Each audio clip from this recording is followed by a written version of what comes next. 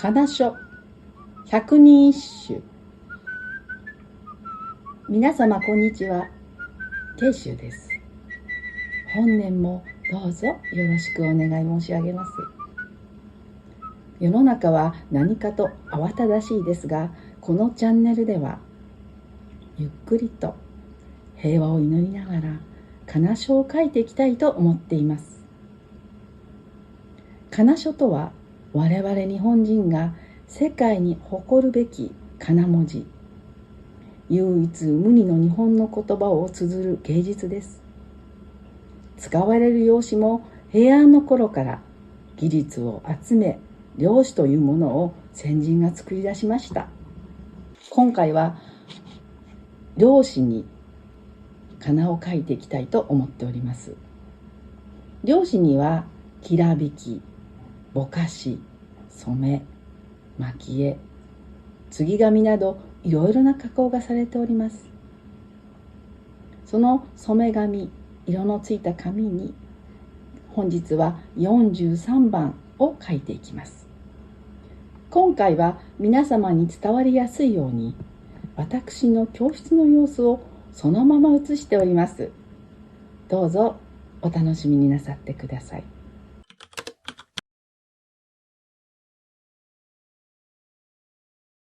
百人一首43番。中納言厚忠。相見ての後の心に比べれば、昔はものを思わざりけり。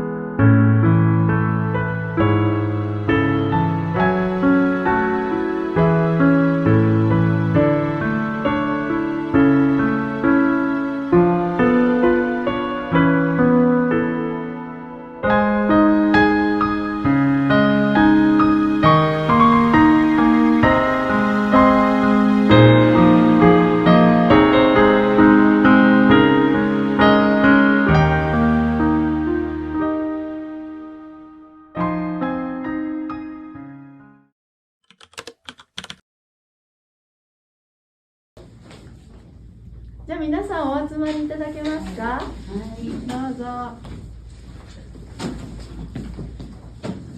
こちらはですね、半節というサイズの作品に染め紙で、紙を染めてあって、染め紙で同じ歌を実は一首ずつ染め紙に書いてるものなんですね。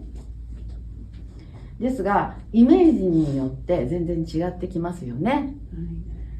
同じ作品でもこうやって違う作品になるよってことが一つお勉強してもらいたい。それから紙によってもイメージが変わるっていうこともお勉強していただきたいなって思います。で、今日ね、どうしても皆さんにやっていただきたいことが一つあるので、それをお教えしたいと思います。何かというと、線には収筆のところまで、この場合だったらここですよ、これの場合だったらここになりますよ。そばで見てもらっていいです。こういうところまで命がある。例えば抜くからってそのままスーッと抜いたらもうその命は切れてしまうの。だから最後の最後まで大事に書かなきゃならないの。で、皆さんは大事に書いてないわけじゃないと思うんだけど、気持ちはちゃんと持ってると思うんだけど、だからどうすれば大事に書いてるようになるかっていう話を今日したいのね。例えばここは抜けてるんですよね、最後。わかります？だけどこうやって抜けてるところも一回止まってから抜いてます。そのままスッとはいってないんですよ。一つもどこも。わかります？これにしても抜けてるんだけど一回筆を戻してから上持ち上がって抜いてるようにしてますし、一番私がね、自分の中で気に入ってるのがね、ここなんですけれども、これは抜けてないで行った後ひねってちょっとこちら側に来てから跳ねて筆、跳ねてるというより筆が戻ってるんですね。空中まで持ち上がってるんです。そうするとこういう線が出るんですね。いや、バネですね。この中で抜けてる、本当にスーッといっちゃってるのはこれだけです。ただしこれはこういって抜いといてこう戻ってるんですね。だからここの空間に命があるわけですよ。書道っていうのはこれもそう。こうなってここで止まってるんじゃなくて跳ねて次に向かっていくところまで命がある。線には命があるので、この収筆を大事にしてほしいんですね。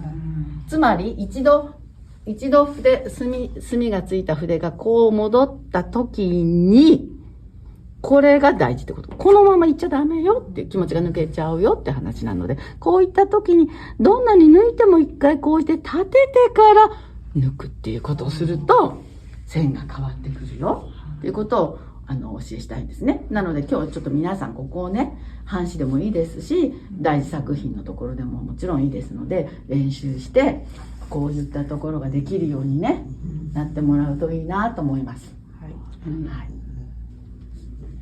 墨継ぎはね、この間も言ったんですけど、だいたいこの辺の位置に墨継ぎしてますね。こういう墨継ぎ大事ですね。それによって強弱が生まれますからね。それで同じ作品でもう一つ見ていただきたいのは、同じ作品でこんなに構成によって、例えば鉛筆や筆の開き方によって線が変わってくるよっていうこと。それから紙の色によってもね、これはブルーですよ、ね、これはちょっと黄色っぽい緑ですかね、そういったことで色が違うとまた何でしょうね、静かに見えたり明るく見えたりね、しますね。これが仮名のいいところなので、そんなところも受け取ってもらえるといいかなと思います。はい、じゃあ早速ちょっとね、本当にここのとこだけでもやってみましょうか。